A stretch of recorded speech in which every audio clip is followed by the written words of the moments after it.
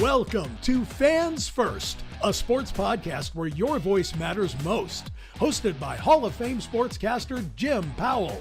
This is the show that puts fans at the heart of the conversation. Whether you're cheering in the stands, screaming at the TV, or debating with friends about the latest trades, Fans First is here to amplify your thoughts, your insights, and your love for the game. Welcome to Fans First, a sports podcast. My name is Jim Powell. I'm proud to be your host today, and we are honored to have a guest today that is truly a special human being. His name is Joey Jones. He's an Atlanta native, born in Atlanta, raised in Dalton, and still lives in the area, up in the Noonan area, I believe, if I've got that correct. But he's best known these days for his commentating on many platforms all across the Fox News platform. So first of all, congratulations on the new career. I've got a lot to congratulate you on. We could sit here all day and do that, but I'm really looking forward to drawing out some of your experiences from you. Really, really pleased and honored to have you here.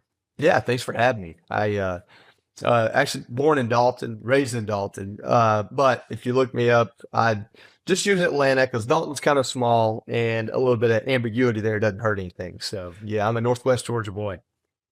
Totally understand. You nearly lost your life as a member of the Marine Corps. I think you went into the Marines directly out of high school, and you had a couple of deployments. You were in some hot spots.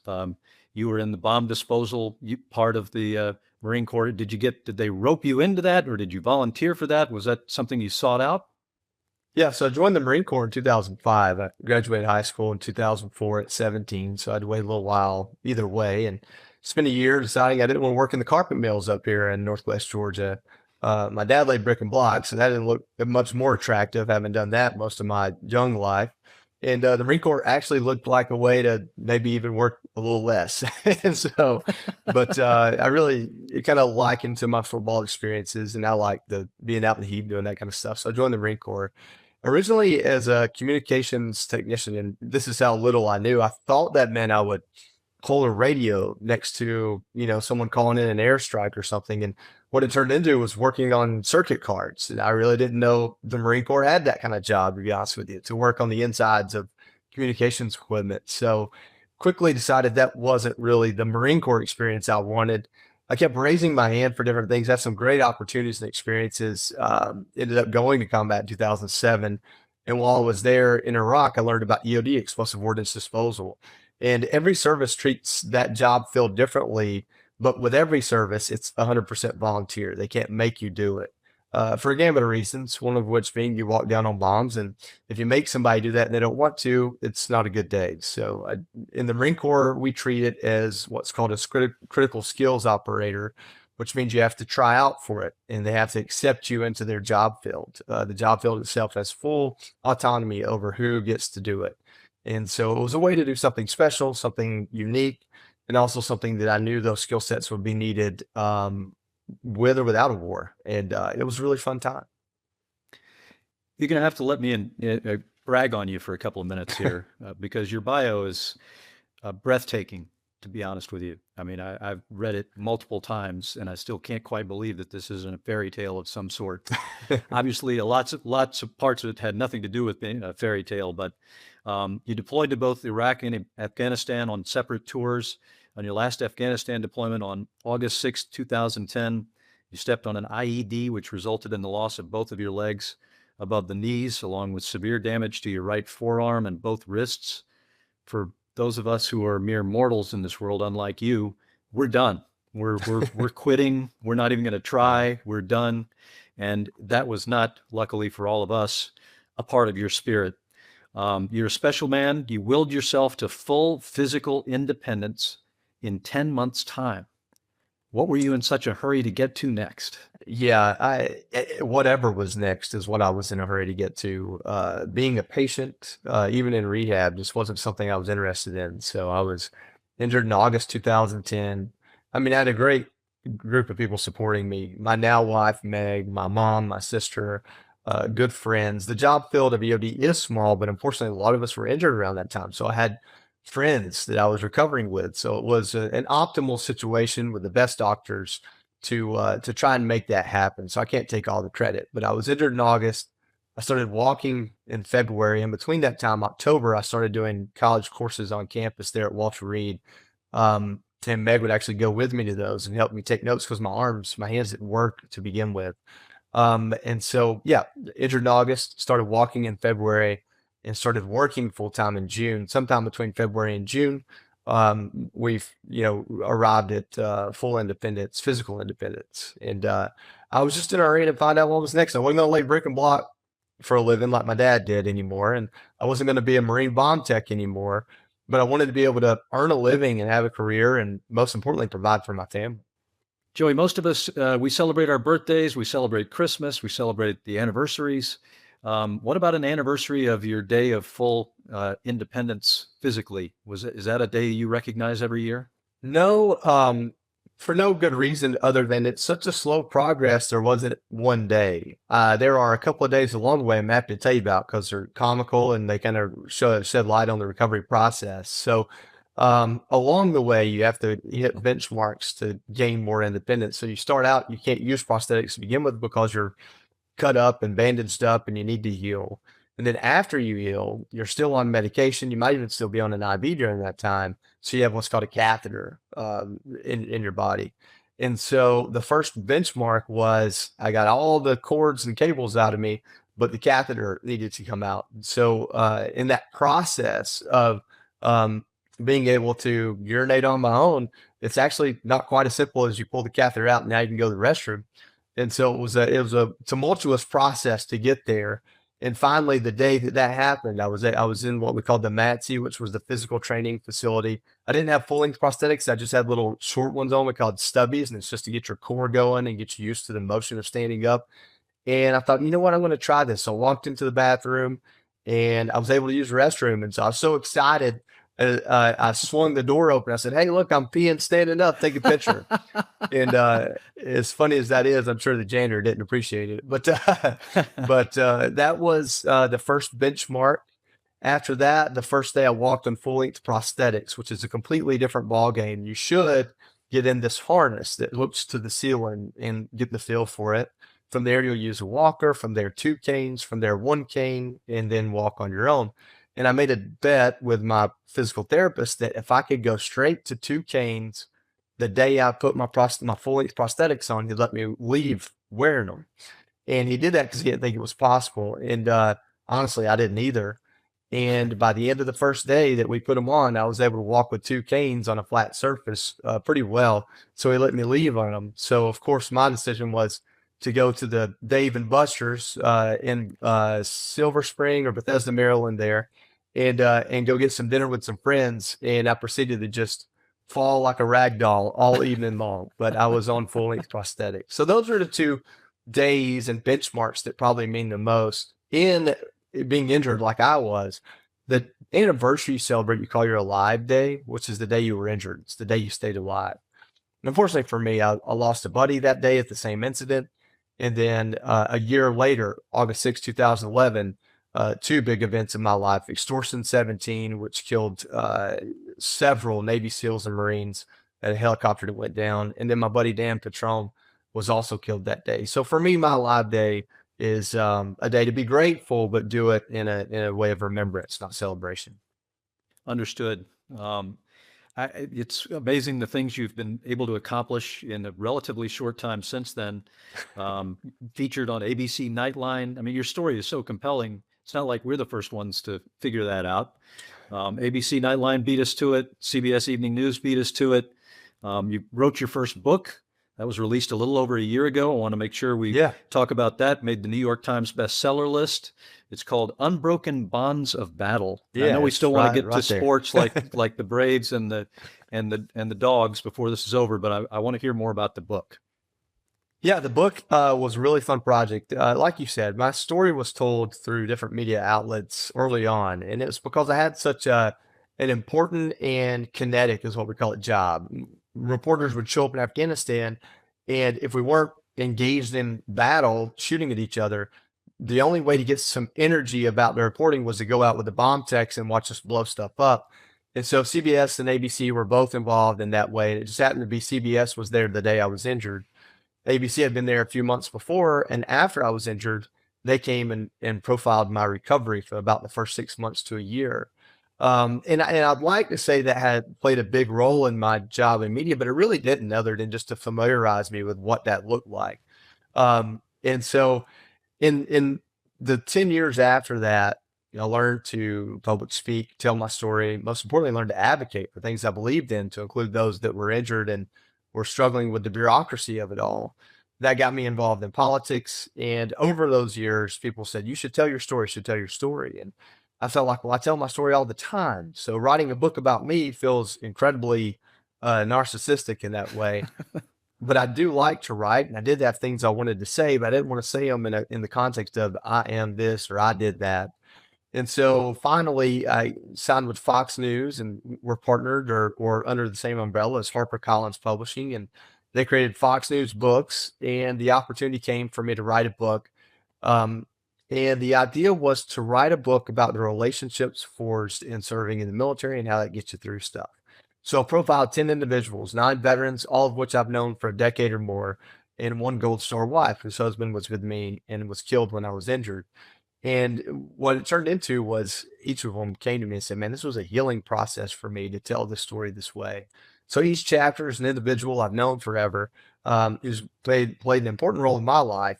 And so in telling their story, I get to interject stories, either about the two of us, or if they talk about an experience with their dad, I juxtapose that to an experience with my dad and say, hey, look, we came from two places, but we get the same part of life.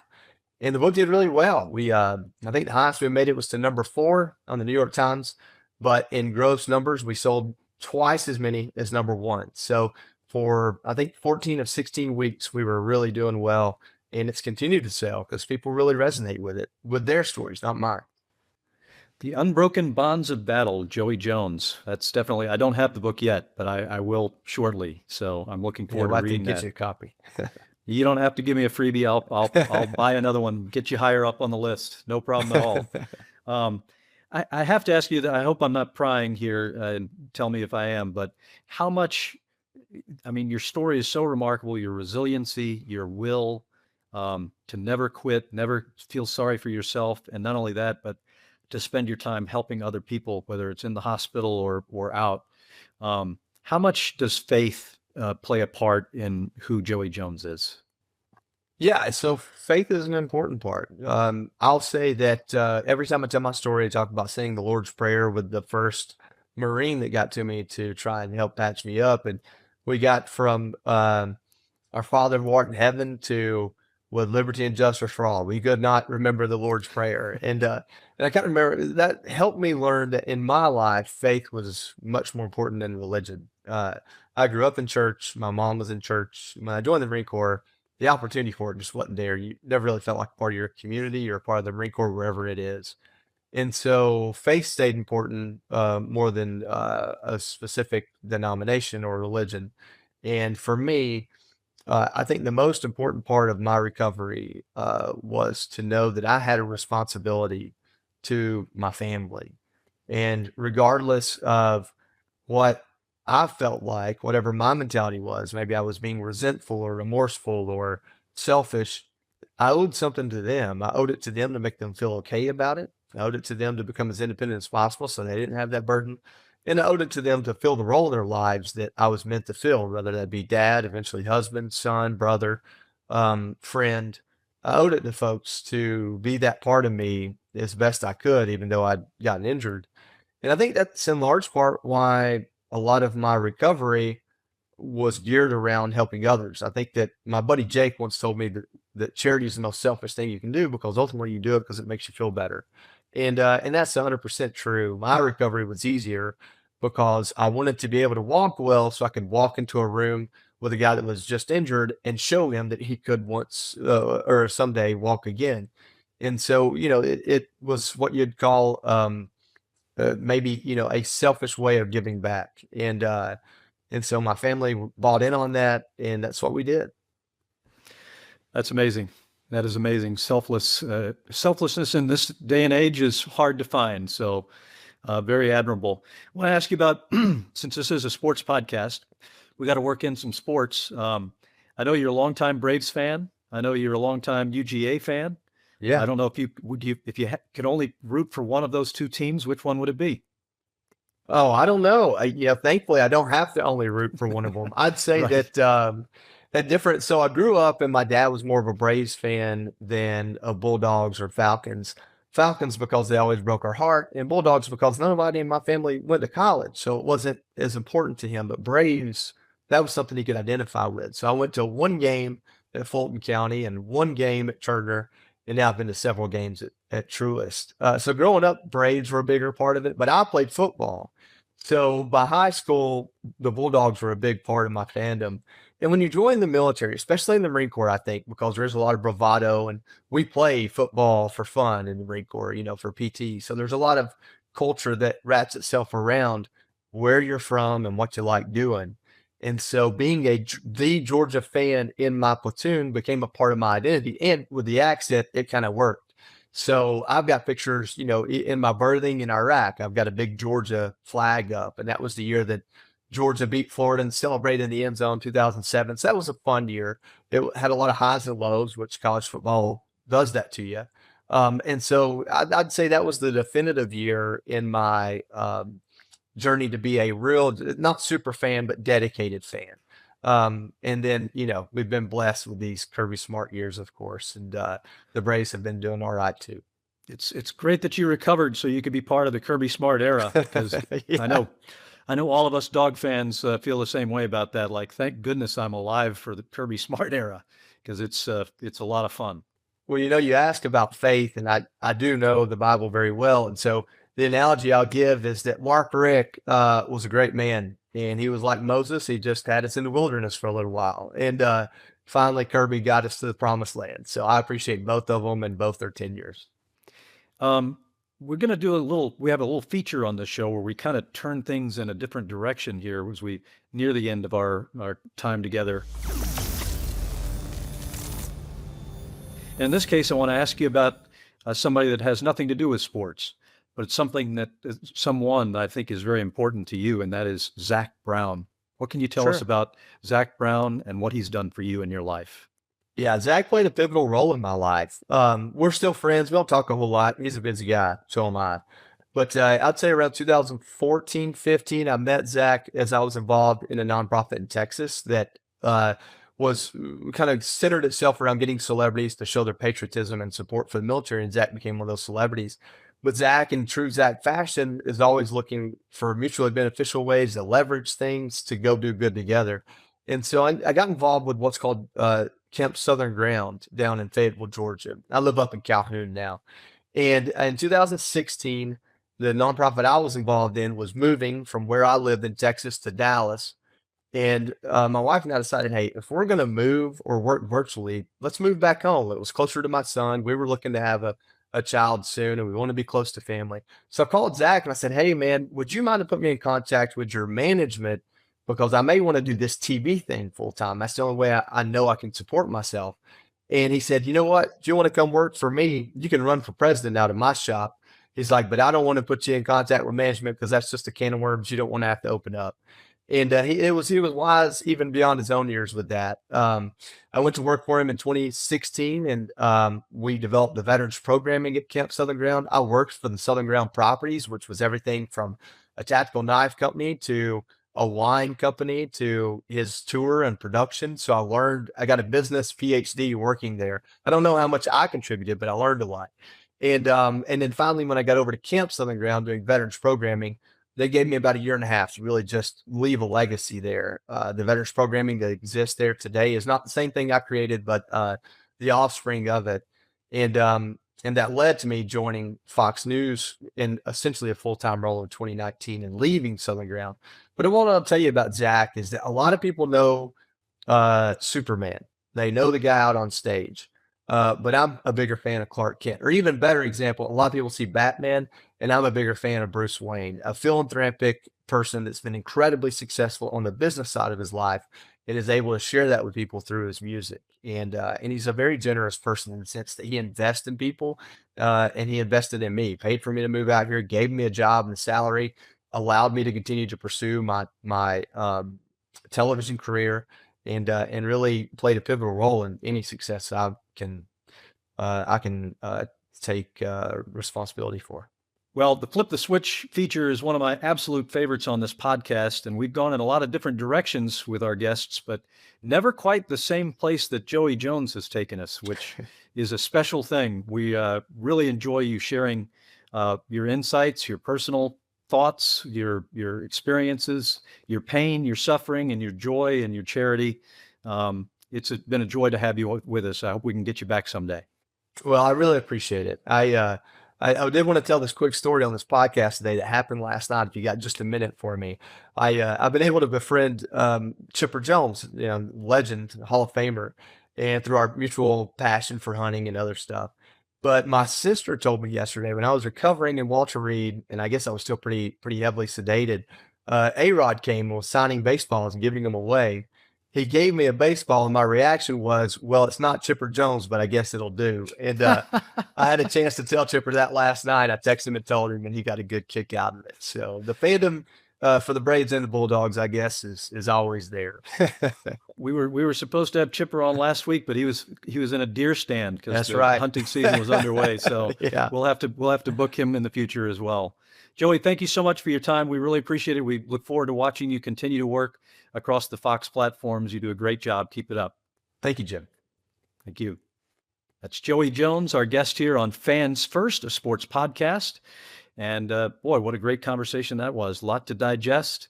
And his bio is going up on our social media channels, and you'll have no difficulty finding out all you want to know about Joey Jones because he's out there, and he's deservedly so. Well, we have reached the part of the show that I enjoy the most. I think a lot of other people do too, based on the feedback we're getting.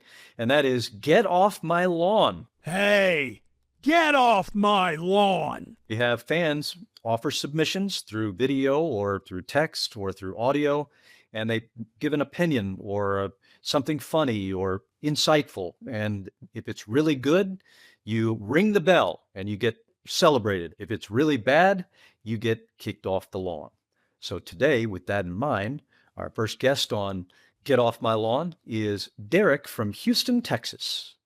2024 has had a lot of cases of dudes wanting to go compete against girls. But I've got one case here where we're talking about a girl in a league of her own, right up there with the Michael Jordans, the Tiger Woods, the Roger Federers, so good that there's going to be no guys that want to pick on her. Caitlin Clark. What do you think? Caitlin Clark, league of her own, NCAA Division I, all-time point scoring record, WNBA Rookie of the Year. No guys are coming for her in 2025. Her best is yet to come. Well, you hear the ringing of the bell? That means somebody has an opinion that has been knocked out of the park. Spot on is Derrick from Houston, Texas, praising Caitlin Clark, not only as being a great basketball player, that's self-evident. I have coached a lot of girls basketball myself. I've never seen a better female basketball player in my life. She's a joy to watch, but it's also been equally as impressive to me to watch the courage she has shown, because she certainly has not been given an easy pass into the WNBA. They've made her work very hard for it with black eyes and being thrown on the ground and being yelled at, and I'm sure many other things we're not even aware of. So congratulations to Caitlin Clark. You are a strong lady. You are a great basketball player. And thank you again to Derrick from Houston, Texas, for this outstanding opinion you shared with us on Fans First. Well, thanks to our very special guest, Joey Jones, on our Fans First, a sports podcast today. What an interesting conversation that is, a memorable program for sure. And we want to thank you for joining us for today's episode of Fans First, a sports podcast. Don't forget to follow on X, Instagram, and Facebook. And please, please, please subscribe to our Fans First YouTube channel. If you like our Fans First content, you can help us by making sure you're subscribed to all of our social networks. It really does make a big difference. Don't forget about our Fans First website at fansfirstpodcast.com. To be included as a guest on an episode, send your audio file, video file, or written memo to jim@fansfirstpodcast.com. Please keep your submissions to no more than 45 seconds in length. We want you to be a part of our show. So glad you joined us for today's episode. We will look forward to seeing you again soon. For now, so long, everybody. Stay tuned, stay passionate, and keep celebrating the sport you love. Visit us at fansfirstpodcast.com to explore more. Sign up for our newsletter to receive exclusive updates and follow the podcast on social media to join our growing community of sports enthusiasts. Your voice matters to us, so don't hesitate to share your thoughts and connect with fellow fans. See you next time.